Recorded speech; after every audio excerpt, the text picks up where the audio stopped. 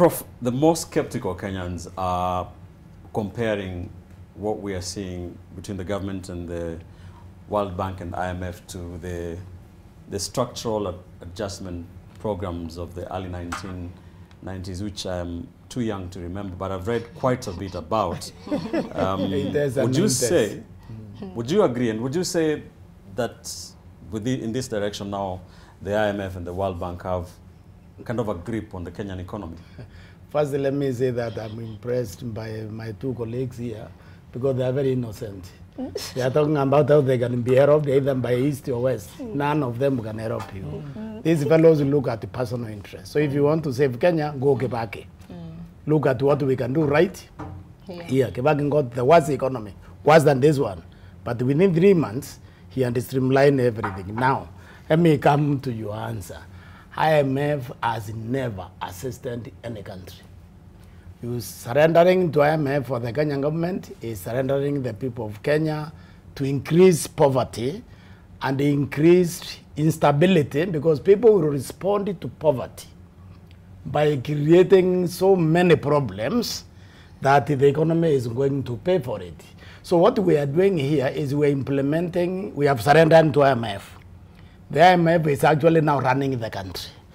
Because if you look at the proposal, for example, for the university education, that has been IMF claim that Africa will benefit more by basic education than by university education. So what basically the government has done, it has defunded the university education. I think if you don't need to be a rocket scientist to see that the government has actually defunded university education.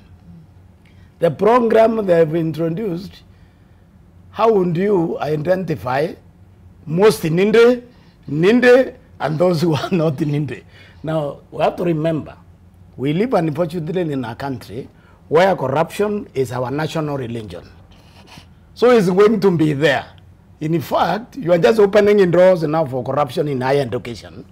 Because I can tell you, Ben, you can do a survey to your viewers and ask them to tell you how many poor people go to CNDF to go to university or to go to secondary school. Poor people, properly poor people, other than the ones who campaign for the MP relatives, those who contributed for the campaign, the no more real Ninde, okay? Now, don't tell me the government doesn't know that. They know that. Right. But they think IMF will assist. IMF will not assist.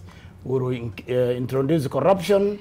A lot of Kenyans will not access higher education from now. And I can tell you with all sincerity that this is not a formula for success, because our unique circumstances as a country, our appetite for corruption. So you have to bribe to get that loan, because someone has to determine whether you are poor and what the degree of poverty, because I listen to the president very carefully. So let me say this in short. IMF has never guided a single country to success. And if you know one, you can come and tell me one.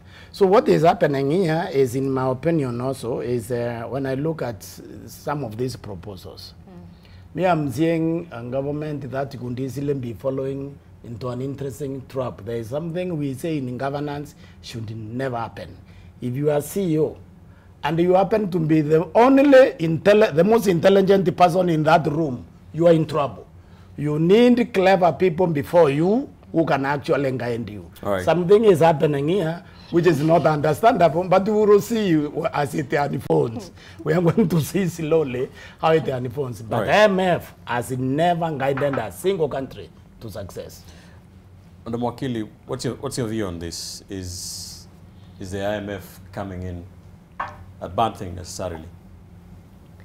I think to couch it as going east or going west is looking at it a bit simplistically, because even you as a person, if you're lending your friends or your family money, at some point you have to identify which one is looking like a debt that is going to be repaid, which one is looking like a bad debt. And like Professor Ogolla started with, he pointed out that currently globally we have a problem. There's a crisis. There are countries that are faring worse off than others, and it would appear we have quite a huge chunk of African countries that are not doing well. And we know for a period of 10 or so years, China has had very deliberate efforts of lending to African countries. So I look at the decrease in their pumping of funds into Kenya as a way to cushion themselves, because they've already given you so much. They need to start thinking about their tomorrow. On the other hand, on the question of IMF, really, nobody goes to IMF when things are rosy.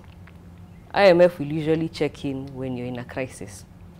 Are we in a crisis? If we're looking at domestic factors, ordinarily you will have decreased income levels, you will have an increase in your public debt, you will have an increase in unemployment rates. I think that it's safe to say we are seeing all those salient features in this country at the moment. If we're talking about the external factors, then you're looking at perhaps a natural disaster that has affected a country that you normally transact with, or an increase in commodity prices, which we saw with the cooking oil, which we have seen with the wheat flour. So it is safe to say Kenya is in a crisis. So then where do you go?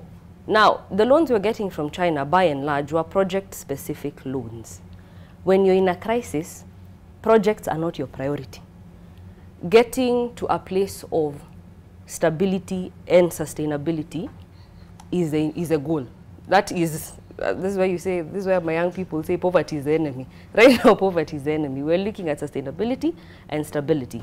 So that now, once you get there, then you can start thinking about the project. So it's not as easy as east or west. I think it's a question of being between a rock and a hard place and having to choose whoever is making the decision in that moment perceives to be the lesser evil. Right. The catch being that with IMF, they'll still finger you because, see, they're trying to discipline you. You are not very, how do I call it? The terms they use is you are not perhaps very prudent with your fiscal policy, with your monetary policy.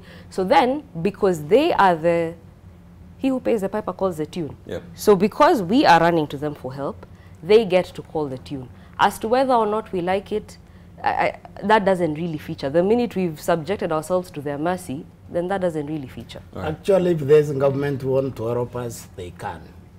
If you look at the statistics at the CBK, over the 10-year period, we borrowed 80-point-something billion. Okay, trillion. 80-point-something trillion.